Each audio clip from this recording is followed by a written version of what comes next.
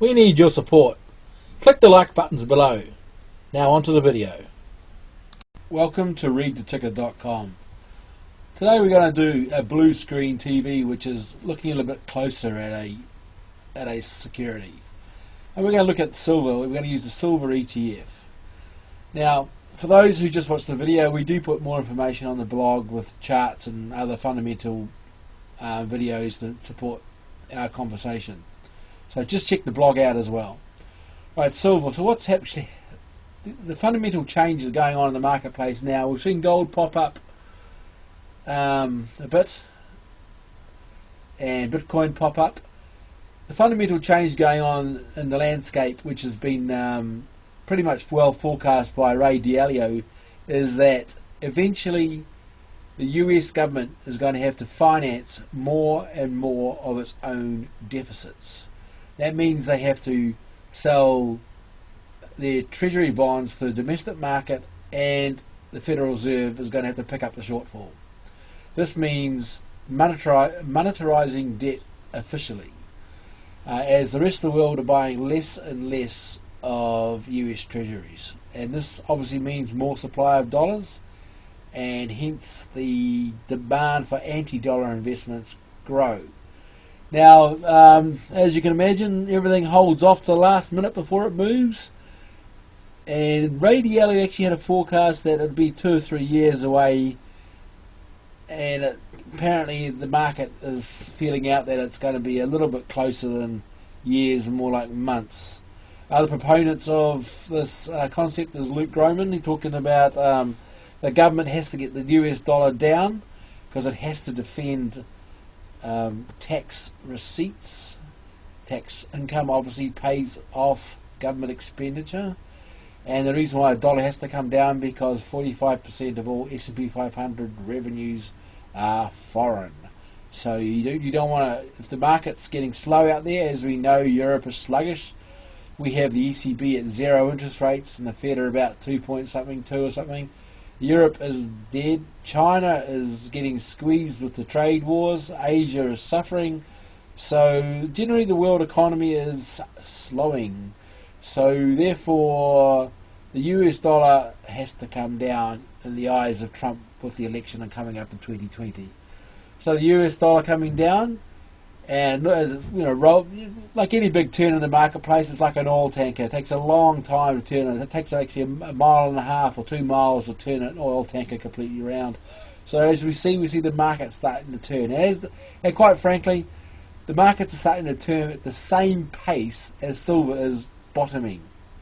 Silver's taking years to bottom, and the market's slowly turning to realise that in the world of US financing its own deficits is becoming a reality sooner rather than later. So now we understand the fundamentals behind the anti-US dollar trade and the why silver will be high in a couple of years. Let's have a quick look at silver, but first of all, let's do some Wyckoff thinking. A thrust study. Market thrust down here, here, here, and here. In the first 3 thrusts, a new low was found, and the last thrust, a low was not found. And obviously, Richard Wyckoff talks about thrust action, and as the thrusts diminish, this obviously means supply is being switched to demand. And obviously, demand is proven by no new low. And this can be easily shown by readtheticker.com's favourite momentum indicator. Here we have a thrust down, momentum is severe, and another thrust down, momentum is severe again. But as the thrust wanes, the momentum shrinks and reverses, and as we see here, momentum is repairing itself. So the fact that momentum is actually flattening out, as we can see by price action. So RTT momentum is a graphical display of market thrust action, and as we can see here, this is definitely a change from supply and demand. Now, as we know, there are 4 or 5 phases where pure supply, switches into pure demand. Pure supply is marked down, and pure demand is marked up. So we've got a phase which we're going through here. Now, obviously, everybody has their own point of view, but we actually have I believe we have two supply or selling climaxes or points of extreme supply. We have obviously one here, but it's probably picking that supply selling climax. But we also have this rather large plunge down here. So this is preliminary demand. I believe we'll call this the selling climax, and we'll call this point here the secondary test. That makes this point here, that rally we had in 2016, based on the news of booming negative interest rates on sovereign bonds. That there is the automatic reaction. So now we have our range. Okay. So it's our, so we'll call that our selling climax, because there's two. You can have multiple climactic actions in a down move, because you never know when supply is actually going to dry up. Now supply definitely dried up here compared to that point there, as the thrust down is weaker. So that's the secondary test. So selling climax, preliminary demand. Now we have our range. Okay, so here's our low end of the range and our higher end of the range. You draw the range off the selling climax to the automatic reaction. So here now we're at this part here that frustrates everybody. That is phase B. We have phase, the box is right. That is phase A of the Wyckoff accumulation pattern. Phase A is the initial change. Phase B is the noise and neutral pattern. This is where the last bits of supply are washed out, and a little bit demand's taking benefit of price when it's coming down to it.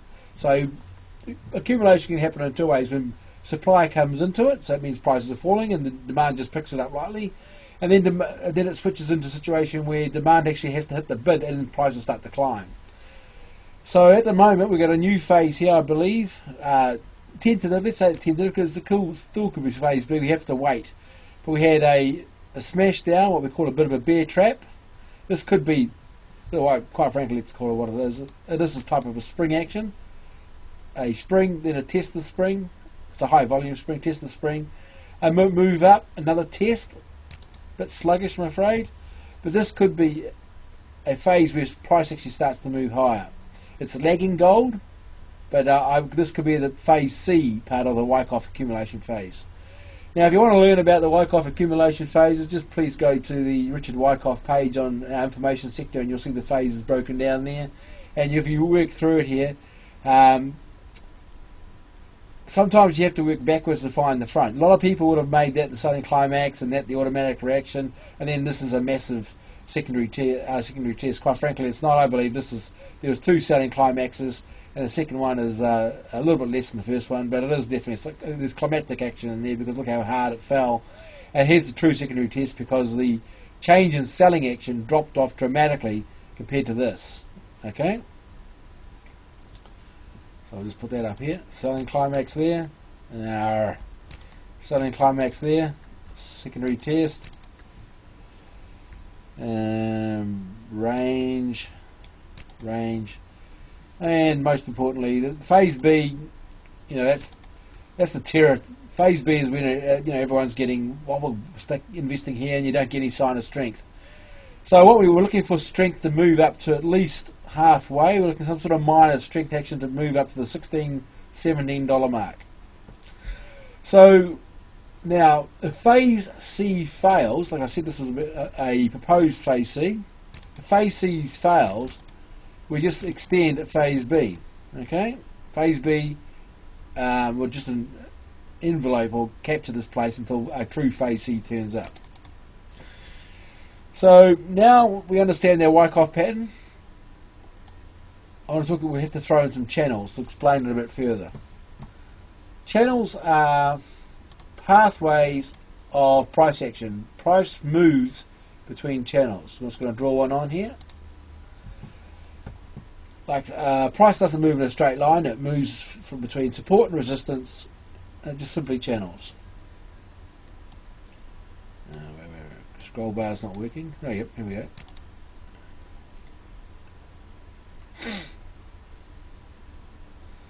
Channeling, understanding channels and price action is very, very important. You have to spend some time hunting for them. We have quick draw tools, which can draw multiple channels with mid concentrations of lines. So here I've pre-found this channel. So why is this channel important? I've drawn from this point here down, sorry, that point there. The tools I'm using right now are what we call the quick draw tools, and when I double click, it removes them. So we're here's our channel point there, there. And the way you draw the channels is you make sure the final result is that you get more hits or more points of support and resistance around the channel. Okay, those are the points I use to draw the channel. And here's the initial thrust down channel. Yeah, remember I draw those thrust boxes, like here's the thrust. Oh, hang on. Yeah, thrust. So that's the initial channel, and then we had our, thrust slowing. Okay, so I found this point here. Oops, wrong button. Control D. Wrong button again. Come wake up. There. Okay. Fell there. Collapsed there. Broke the line there, and we found we had a breakthrough here, and we found resistance there. So these points here were found by the channel lines that was created by the channel formation up here. Okay. So this channel is still working. In the phase B area of the Wyckoff area, excuse me, as you can see, it's gone pretty much nowhere. But all of a sudden, prices started to react to the economic fundamentals, and we get moved to resistance, and now we get a break of that trend line. So we're going to, I believe we're going to move up to, in the next, I don't know, let's say year and a half, at least to $16, $17 from the $14 now. That's a small move, and well, it's actually quite a big move in percentage terms, but it's a bullish move in sense of silver terms, and obviously it's going to change the outlook for silver stocks. But due to the Wyckoff action going on down here, and the lack of thrust, the lack of supply, silver will probably be a laggard as gold moves higher, but it'll be tentative, it'll be slow probably. But the point about it is that I'm trying to describe the movement from extreme supply to moderate supply to neutral action and to moderate demand. And we're going to see a minor sign of strength, probably take us up to the $16, $17 mark over a long period of time, because this is a bit of a laggard, a bit of a slow time. And here's more evidence of another channel. This here is a reverse channel. As you can see, prices going down, the channel is forcing down, and prices moving against the channel. So that's a reverse channel. I'm going to put a forward channel on, and just give me a chance to turn it on again.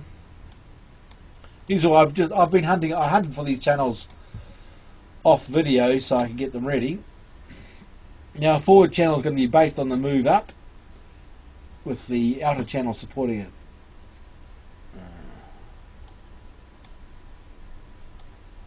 Let's refresh the chart.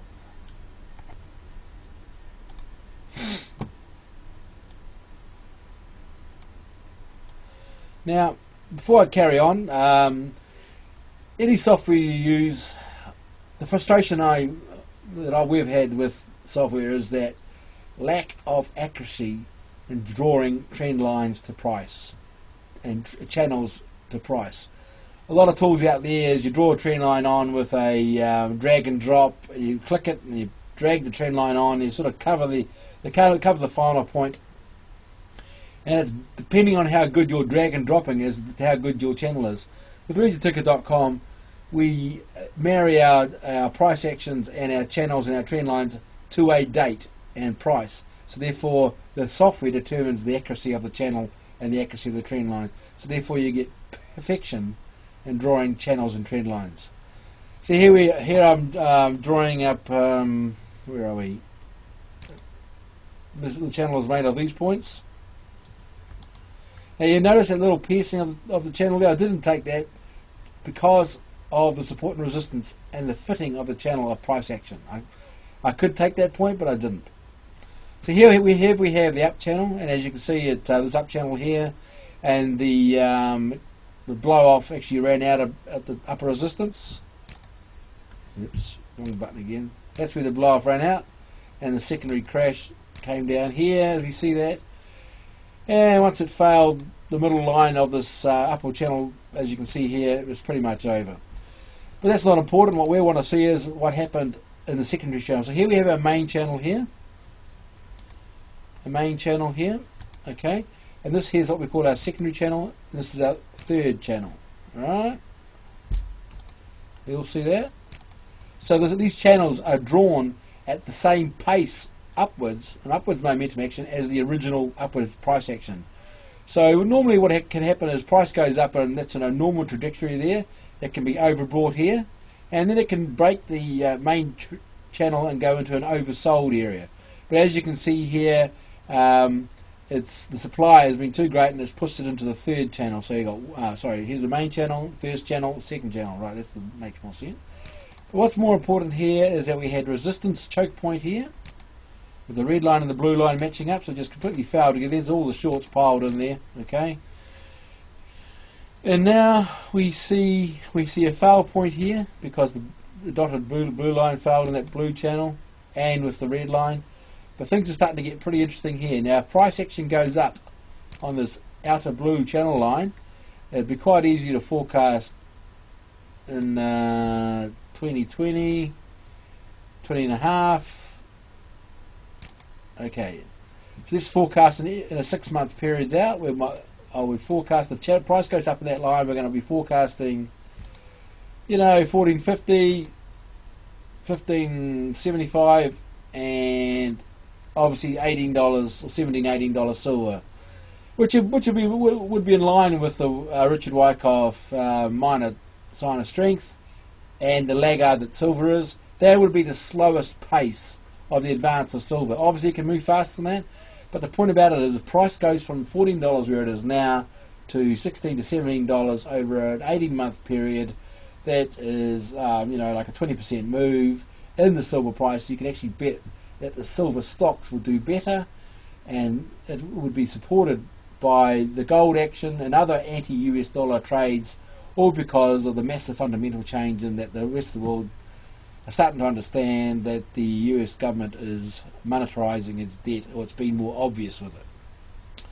So that's how we forecast with time and price and an expectation of price action in the silver. So what would you do now? So as a Wyckoff trader, you want confirmation that this is going the right way, so you don't have to rush into this. You might dabble into silver and see how it goes, but it's definitely changing from a sluggish neutral pattern. And I'll go back here. Remember the horrible phase B pattern, which is a neutral pattern, no trend finding. So let's hopefully a phase C pattern, which is a higher highs and higher low pattern, and we want to see some acceleration. Well, first we want to see this low hold. If truth is going to hold here, we want to see that low there hold above these points here. And the blue line here, which is based on this original channel line, is the pace of movement, and the most conservative movement sees a 20% move over 18 months. So that's the review of silver using Wyckoff, some fundamentals, momentum, some channels used correctly. So I would carefully keep an eye on silver. Just give it a couple of weeks or maybe a month to see how it reacts. We want to see some bullish action to confirm, like Richard Wyckoff, Jesse Livermore always said, let price action confirm your opinion before you put your toes into it. So you want price action to confirm our opinion and show some strength before you get involved. Thanks very much for watching.